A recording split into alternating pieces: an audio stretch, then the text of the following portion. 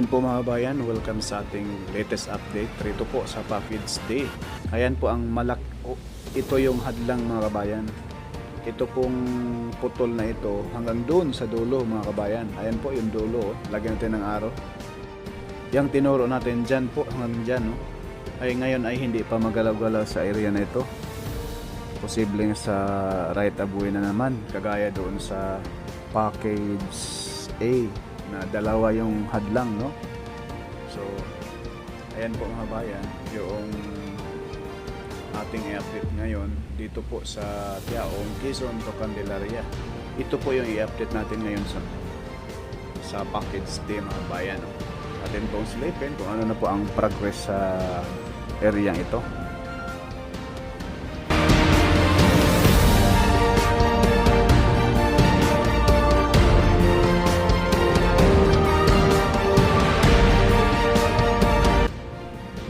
Ayan po mga bayan, dito po tayo ngayon mag-update sa area ng Tiaong papunta doon sa mismong Candelaria, Quezon. Ayan po mga bayan, masisilahin pa natin yung alignment sa baba, no? Dito po sa ating mapa na talagang lampas ng Tiaong interchange mga kabayan ay putol yan na hindi pa magalaw-galaw, halos 1.5 kilometro patawid doon sa Barangay Anastasia. Yung Barangay Anastasia mga bayan, may progress na po doon, papunta na po doon sa mismong Candelaria, Quezon.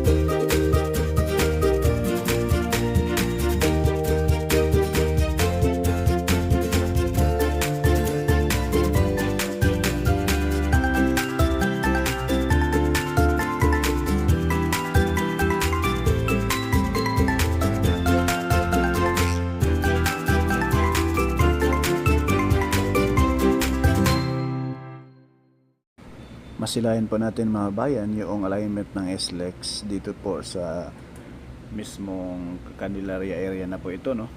Boundary po ito ng Tiaong at Candelaria mga kabayan. Ayan po.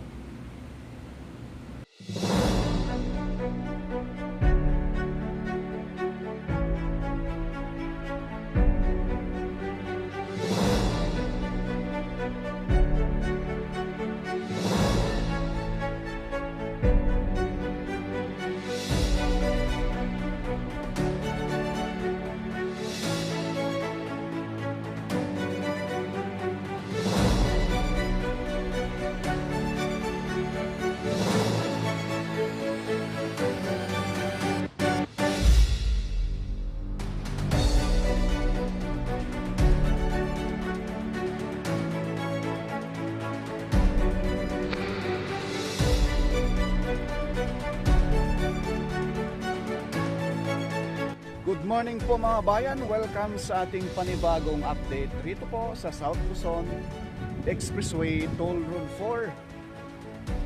Dito po sa portion ng Package D sa may kalagitnaan ng Candelaria at Sariaya, Quezon mga bayan. Samahan niyo po si Purka Studio sa ating panibagong update rito po sa South Luzon Expressway Toll Road 4 na kung saan ito po yung sagot sa matagal ng kalbaryong traffic rito sa Quezon Province mga bayan, no? Lalo na po dito sa Tiaong, sa may Candelaria, Sariaya, no? Kahit may mga bypass road na po yan, pero matraffic pa rin. Once ito'y matapos, itong SLEX Toll Road 4 hanggang Lucena, no? Pagkatapos ng Lucena, mayroon na namang SLEX TR5. Baka ngayong 2025, no, first quarter, mag-start po ang construction. Lucena to Bicol na po yan mga bayan. Kaya samahan po si Purka Studio sa ating latest update dito po sa SLEX Toll Road 4 Package D. Let's go!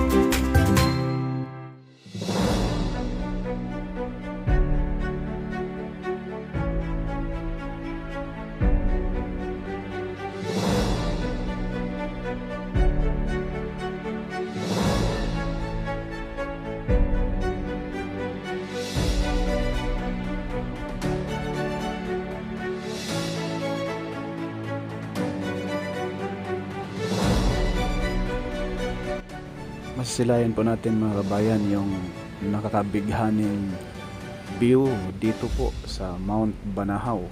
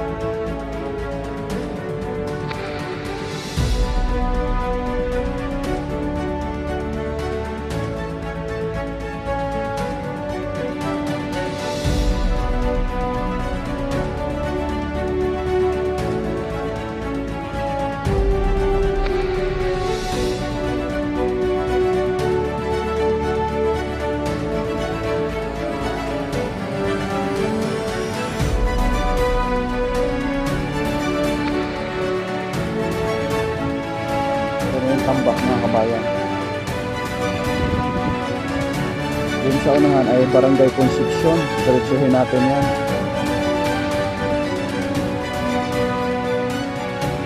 Sobrang lapad na. Pero tatambakan pa po ito mga kabayan. Mataas-taas pa po ang tampak nito. Ang kontraktor dito ay mula sa package D sa Tiaong, Barangay Anastasia hanggang dito sa Barangay Maya, Lucena, no? Ay Firehorse Construction.